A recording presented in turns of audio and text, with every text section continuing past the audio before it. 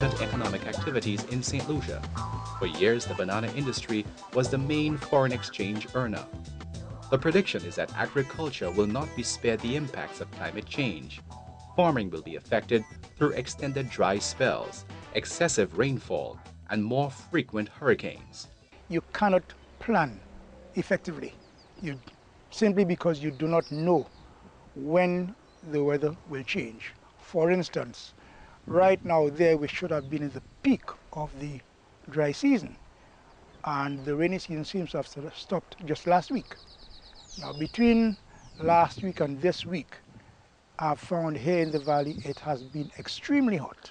If the drought period were to be extended for many more months than it normally is due to climate change, I can see that, it would put those crops and trees under some severe stress. Extended dry periods can sometimes create the right conditions for the proliferation of pests and diseases. What happens, we have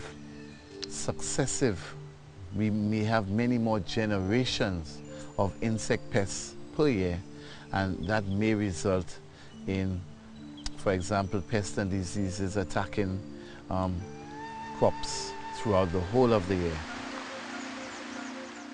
Extended rainy seasons can also create the perfect conditions for certain diseases, including the well-known yellow sigatoka, a fungal leaf spot disease which has in the past devastated the banana sector. Extended periods of moisture prolong the impact of fungus on plants. Some fungal diseases love warmth and they will flourish at the expense of maybe the biological control agents. As a result, that will be a problem that countries have to deal with, like St. Lucia. Climate change is likely to seriously threaten the country's ability to feed itself. Severe drought and excessively heavy rainfall will impact negatively on agriculture, resulting in deforestation and soil erosion.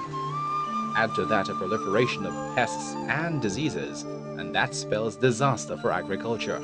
It is imperative that farmers, farming organizations, and other citizens play their part in helping to minimize the impact of climate change on agriculture. I would really suggest that farmers keep abreast of all the information which is coming out with respect to climate change. That information can be obtained on the internet. It can be obtained from the Ministry of Agriculture, Forestry and Fisheries. They can get it from their extension officers in their region or from ministry staff. Knowledge is key, and if we as a St. Lucian community are not up to date with what is out there, I don't think that farmers and the public at large will make much adjustment in our lifestyle. But definitely, we are contributing to climate change. The sustenance of tourism, a major economic activity, depends on the beauty of undersea life, sandy beaches, and great weather. Climate change is likely to result in severe depletion of fishing stocks and the destruction of coral reefs.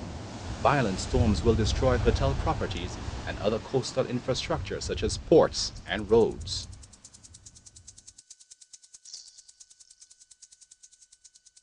Fishes depend on the coral reef areas, they depend on mangrove areas, they depend on seagrass areas. That's the fishes that live near shore.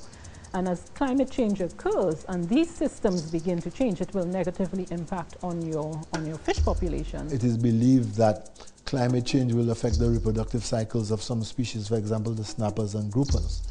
And in so doing, therefore, will impact on the mortality.